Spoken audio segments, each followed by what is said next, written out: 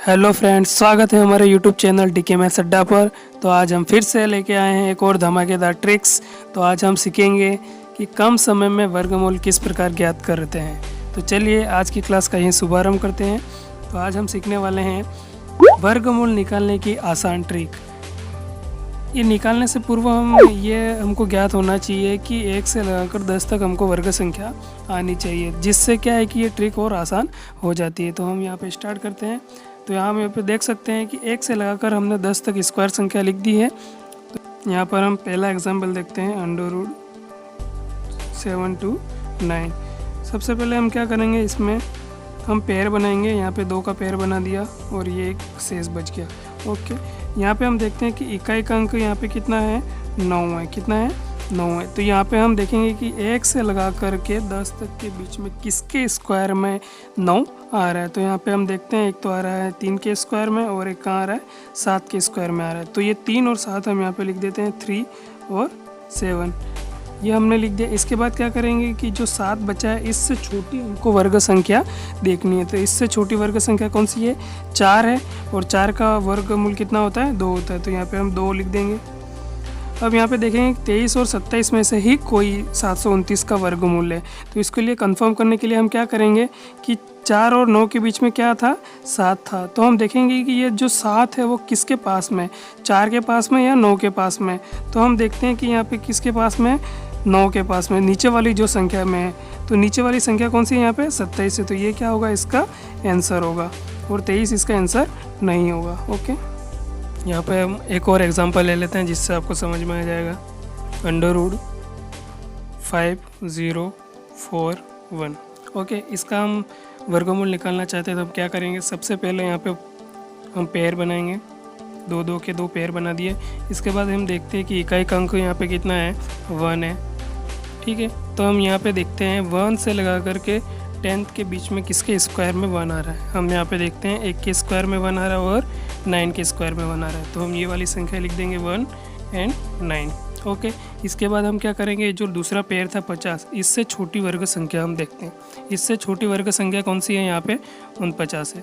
ठीक है, तो 49 है। तो हम यहाँ पे क्या करेंगे, इस 49 का वर्गमूल कितना है, 7 है। तो यहाँ पे 7 लिख देंगे। ओके, तो हम यहाँ पे देखेंगे कि इन दोनों संख्याओं में से ही कोई इसका सही आंसर है। तो हम क्या करेंगे, यहाँ पे दूसरा पेयर था 50, इससे छोटी संख्या हम देखते हैं। तो इससे छोटी संख्या क्या है, 49 है। तो यहाँ पे बीच में 50 आएगा। ओके, तो हम देखते हैं कि ये जो 50 है वो किसके पास में है। यहाँ तो हम देखते हैं 64 के पास में है या 49 के पास में। तो हम देखते हैं कि ये किसके पास में है, 49 के पास में है। तो इसका सही आंसर कौन सा होगा, ऊपर वाला होगा। तो ऊपर वाला कौन सी संख्या है, यहाँ पे 71 है। तो इसका आंसर क्या होगा, 71 होगा। और यहाँ पर हम एक और उदाहरण लेते हैं, √5929। ओके, तो हमारी ट्रिक्स आपको पसंद आ रही हो तो प्लीज़ लाइक कर दें, सब्सक्राइब कर दें। ओके, तो हम आगे बढ़ते हैं। तो हम क्या करेंगे, सबसे पहले वही प्रक्रिया वापस दोहराएंगे। 2 के पेयर बना दिए। ओके, अब फिर क्या करेंगे, इकाई का अंक यहाँ पे कितना है, 9 है। ओके, तो यहाँ पे देखेंगे कि 1 से 10 के स्क्वायर के बीच में 9 किसके अंक में आ रहा है। तो ये क्या आ रहा है, 3 के स्क्वायर में आ रहा है। और यहाँ पे किस में आ रहा है, 7 के स्क्वायर में। तो हम यहाँ पे क्या करेंगे, 3 और 7 यहाँ पे लिख देंगे। ओके, इसके बाद हम क्या करेंगे, दूसरा जो पेयर बचा था 59, उससे छोटी वर्ग संख्या देखेंगे। तो उससे छोटी वर्ग संख्या यहाँ पे क्या दिख रही है, 49 दिख रही है। ओके, तो 49 का 7 आ गया। तो 7 यहाँ पे हम लिख देंगे इस तरीके से।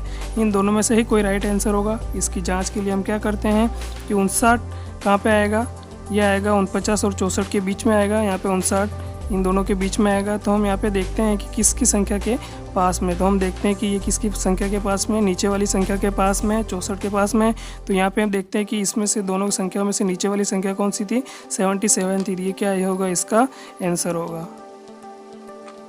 यहाँ पे एक और एग्जांपल लेते हैं। यहाँ पे 4096 ये हमने उदाहरण ले लिया। वही प्रक्रिया दोहराएंगे वापस। 2 के पेयर बनाएंगे। इसके बाद क्या करेंगे, इकाई का अंक देखेंगे 6। यहाँ से 1 से लगा करके 10 के बीच में देखेंगे कि 6 किसके वर्ग में आ रहा है। तो यहाँ पे देखेंगे 16 यहाँ पे आ रहा है और 6 आ रहा है और यहाँ पे 6 आ रहा है।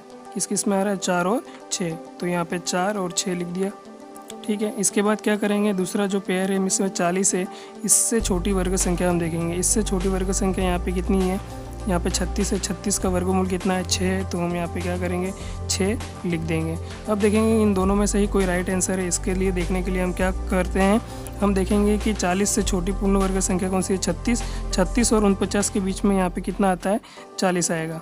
ओके, इन दोनों के बीच में ये 40 आ गया। इसके बाद हम देखते हैं कि ये किसके संख्या के पास में, 36 के पास में है या 49 के पास में। तो हम देखते हैं कि ऊपर वाली जो संख्या है उसके पास में, तो ऊपर वाली संख्या यहाँ पे कौन सी थी, 64 थी। इसका क्या आंसर होगा, राइट आंसर 64 होगा।